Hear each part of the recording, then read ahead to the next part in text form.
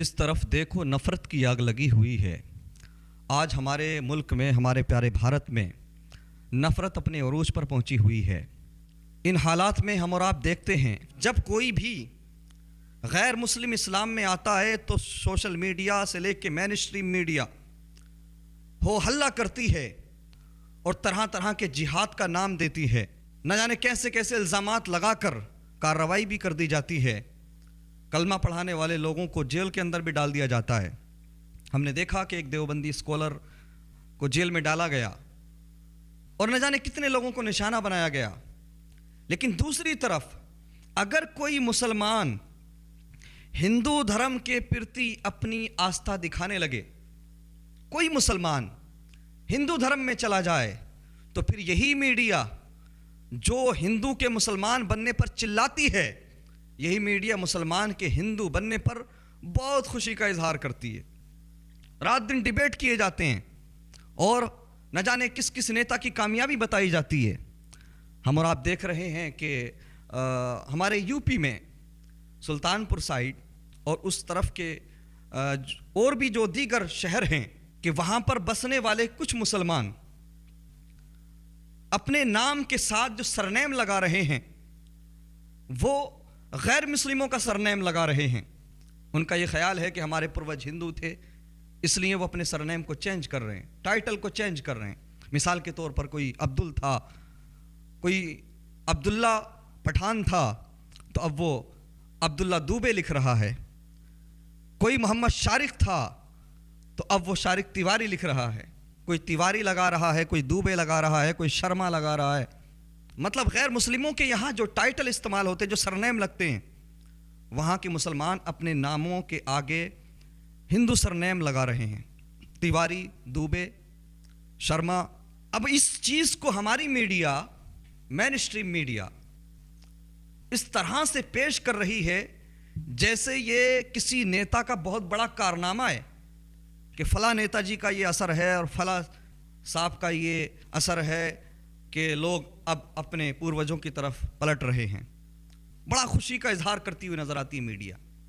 और यहीं पे अगर कोई हिंदू मुसलमानों की तरफ आ जाए, मुसलमानों के धर्म में आस्था दिखाने लगे, तो मीडिया को मिर्ची लग जाती है। ये कैसा दोगलापन है, ये कैसा रवैया है, ये मेन स्ट्रीम मीडिया को हुआ क्या है?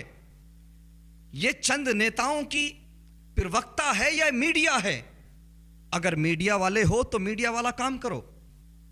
आजकल हमारी मीडिया खुद ही वकील बन जाती है, खुद ही जज बन जाती है। जजेस का काम मीडिया करने लगी है। मुल्जिम को मुजरिम बना देती है मीडिया। ना कोर्ट के फैसले के आने का इंतजार किया जाता है और ना ही जो है किसी की जरूरत महसूस की जाती है। हर एतबार से मीडिया वाले खुद ही फैसल बनते हुए नजर आते हैं। मैं इतना ही कहूंगा, मीडिया वालों, ज्यादा खुश होने की जरूरत नहीं। और हमारे एक रेस्पेक्टेड पॉलिटिशियन हैं, वो भी बड़े फख्र के साथ एक बात कह रहे थे कि साहब, मुसलमानों को अपना गोत्र याद आने लगा है। मुसलमान अब अपनी पुरानी पहचान की तरफ पलट रहे हैं। मुसलमान अपने पूर्वजों की तरफ पलट रहे हैं। अरे फिर पीछे जाने की बात करते हो, पूर्वजों की तरफ जाने की बात करते हो, तो बात सिर्फ 100, 200, 500, 1000 साल की नहीं होगी। जरा पलटो ना, दुनिया कब शुरू हुई? अगर तुम ये कहते हो कि मुसलमानों के पूर्वज हिंदू थे, तो ये भी देख लो, ये मुसलमान सिर्फ 1400 साल पुराना नहीं है। ये मुसलमान वही नजरिया रखता है जो दुनिया के पहले इंसान हजरत आदम अलैहिस्सलाम का था। तो हमसे ज्यादा पुराना तो कोई है ही नहीं, हमसे ज्यादा पहले से दुनिया में कोई है ही नहीं। हजरत आदम अलैहिस्सलाम का वही नजरिया जो आज इस्लाम के मानने वालों का नजरिया, खुदाए वाहिद की पूजा करना, खुदाए यकता की पूजा करना, खुदाए वाहिद के सामने सरेंडर करना, खुदाए यकता की बारगाह में सर्वसुजूद होना, यही पैगाम हजरत आदम अलैहिस्सलाम का था, यही पैगाम मोहम्मद रसूलुल्लाह का है। तो भक्तों, मुझे बताओ, फिर हमसे ज्यादा पुराना तो कोई नहीं है ना। अगर पीछे जाना ही है तो फिर 1500 साल की बात क्यों करते हो? पलटो हजरत इब्राहिम अलैहिस्सलाम की तरफ, पलटो हजरत मूसा अलैहिस्सलाम की तरफ, पलटो हजरत शीस अलैहिस्सलाम की तरफ। اور جب پیچھے جاتے جاتے جاؤ گے تو پتہ لگے گا مسلمانوں سے زیادہ پرانا کوئی نہیں، چونکہ مسلمان اسی نظریے کو ماننے والے ہیں جس نظریے کو حضرت آدم علیہ السلام رکھتے تھے۔ وہ بھی موحد تھے، ہم بھی موحد ہیں۔ تو پھر یہ گھر واپسی والا جو کھیل ہے نا کہ صاحب مسلمان اگر دوسرے دھرم میں جائے تو کہتے ہیں ارے گھر واپسی ہو گئی، گھر واپسی ہو گئی۔ اگر گھر واپسی کرنی ہے تو تم کرو، تم ہمارے مذہب میں آؤ۔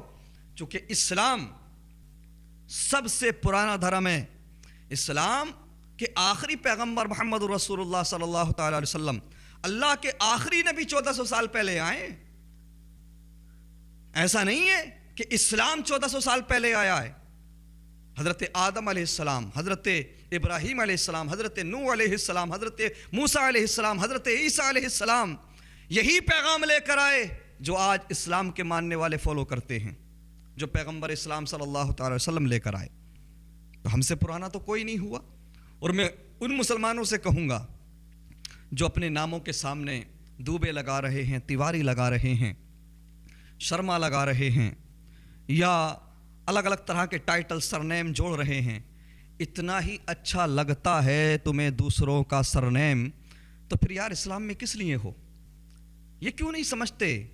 اسلام کو لوگوں کی کبھی ضرورت نہیں رہی، اسلام کی ہمیں ضرورت ہے، اسلام کو ہماری ضرورت نہیں۔ اگر تمہیں دوسرے مذہب میں، دوسرے دھرم میں اتنی ہی آستھا ہے کہ تم دوبے اور تیواری اور شرما اور نہ جانے کیا کیا لگانے لگے ہو، پانڈے لگانے لگے ہو، تو پورے کے پورے پانڈے بن جاؤ نا، پورے کے پورے تیواری بن جاؤ نا، پورے کے پورے شرما بن جاؤ نا۔ کون روکتا ہے؟ اسلام نہیں روکتا۔ لا اکراہ فی الدین، نو پریشر ان اسلام۔ ہمارے مذہب میں کوئی زبردستی نہیں، کوئی زور زبردستی سے کام نہیں لیا جاتا۔ چھوڑ جاؤ اسلام، دوسرے دھرم کو اپنا لو۔ اور اگر اسلام میں رہنا ہے تو اسلام کی کچھ کنڈیشنز ہیں، اسلام کی کچھ شرائط ہیں، اسلام کی کچھ سیمائیں ہیں۔ اگر ان سیماؤں سے باہر جاؤ گے تو پھر یاد رکھو نہ تم گھر کے رہو گے، نہ ادھر کے رہو گے، نہ ادھر کے رہو گے۔ اس لیے اپنا دامن صاف رکھو۔ میں ان مسلمانوں سے بھی کہوں گا جو اپنے جہالت والے نسب پر فخر کر رہے ہیں، تمہیں پتہ نہیں کہ جہالت والے نسب پر فخر کرنے کے بارے میں کیا حدیث پاک ہے؟ میں ڈیٹیل میں نہیں جاؤں گا، اپنا مزاج بناؤ ریسرچ کرنے کا، تحقیق کرنے کا، تمہیں پتہ لگے گا پیارے نبی صلی اللہ تعالی وسلم نے ایسے لوگوں کے بارے میں کیا فرمایا ہے جو اپنے جہالت والے نسب پر فخر کرتے ہیں، ناز کرتے ہیں۔ زمانہ جاہلیت کے نسب پر فخر کرنے والوں، اتنا یاد رکھو، اگر دنیا اور آخرت میں کامیابی چاہتے ہو تو اب بھی سمجھ جاؤ، پلٹ آؤ اپنے کریم نبی کی طرف، پلٹ آؤ اسلام کی طرف، پورے اسلام میں داخل ہو جاؤ۔ اپنی ویلیو کو سمجھو، اپنے اسٹیٹس کو سمجھو، اپنے لیول کو سمجھو۔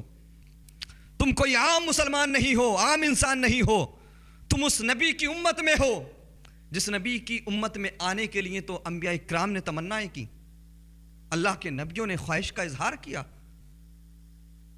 کیوں اپنے ساتھ زیادتی کر رہے ہو؟ کیوں اپنی آنے والی نسلوں کو تباہ کر رہے ہو؟ اس لیے میں کہوں گا یا تو اسلام چھوڑ جاؤ، اگر تمہیں دوبے، تیواری، شرما، پانڈے یہ لگانا ہے تو پورے پانڈے بن جاؤ، پورے تیواری بن جاؤ، پورے دوبے بن جاؤ۔ ضرورت نہیں یہ مکس کرنے کی، ضرورت نہیں۔ کفر اور ایمان کو ایک ساتھ جمع نہیں کیا جا سکتا، شرک اور اسلام کو ایک ساتھ جمع نہیں کیا جا سکتا۔ اس لیے یا تو پورے اسلام میں داخل ہو جاؤ یا پھر اسلام کو چھوڑ دو۔ یاد رکھیں، ایمان ایک ایسی چیز ہے جو ہر شے پر بھاری ہے۔ ایمان سے زیادہ انمول چیز کوئی نہیں، ایمان سے زیادہ قیمتی چیز کوئی نہیں۔ ہم یہ بھی دیکھتے ہیں کہ لوگ گورنمنٹ کی طرف سے جو یوجنائیں ہوتی ہیں، اسکیم ہوتی ہیں، ان کا فائدہ اٹھانے کے لیے بھی اپنے سرنیم چینج کر لیتے ہیں اور اپنی کاسٹ بھی بدل لیتے ہیں۔ اس طرح کی چیزیں بھی سامنے آتی ہیں، یعنی اپنے ایمان کا سودا دنیا حاصل کرنے کے لیے کر لیتے ہیں۔ اور کچھ لوگ ایسے بھی ہوتے ہیں جو ہوا دیکھ کے چلتے ہیں، فضا دیکھ کے چلتے ہیں، ہوا کا رخ دیکھ کے چلتے ہیں کہ بھئی سطح میں کون ہے، پاور میں کون ہے، اس وقت لاٹھی کس کی مضبوط ہے، چلو انہیں خوش کر لیں، ہمارے لیے آسانیاں ہو جائیں گی۔ شرم نہیں آتی؟ یہ ایمان والوں کو زیب نہیں دیتا، ایمان والے وہ ہوا کرتے ہیں کہ ایمان والے 2 جوڑی کی جگہ 1 جوڑی کپڑا رکھیں گے، 2 وقت کی جگہ 1 وقت کھانا کھا لیں گے، محلات بلڈنگز کی جگہ جھوپڑی میں رہنا پسند کریں گے، لیکن محمد عربی کا دیا ہوا ایمان نہیں دیں گے۔ یہ ہوتے ہیں سچے ایمان والے۔ کیا تم نہیں جانتے میرے نبی نے فرمایا لا یؤمن احدکم حتی اکون احب الیہ من والدہ وولدہ والناس اجمعین، تم میں سے کوئی کامل مومن نہیں ہو سکتا جب تک میں تمہیں، تمہارے ماں باپ، تمہاری آل اولاد، یہاں تک کہ ہر انسان، ہر شے سے زیادہ عزیز نہ ہو جاؤں، پیارا نہ ہو جاؤں۔ یار آج ہم دنیا کو حاصل کرنے کے لیے اپنے پیارے نبی سے غداری کرنے لگے۔ ہم نے اس پیارے نبی کو بھلا دیا جس پیارے نبی نے ہمیں معراج کی رات بھی نہیں بھلایا۔ بار بار رب کی طرف سے حکم ہوا محبوب مانگو، کیا مانگتے ہو؟ بار بار میرے نبی نے مانگا تو یہی مانگا پروردگار میری گناہ گار امت کو بخش دے۔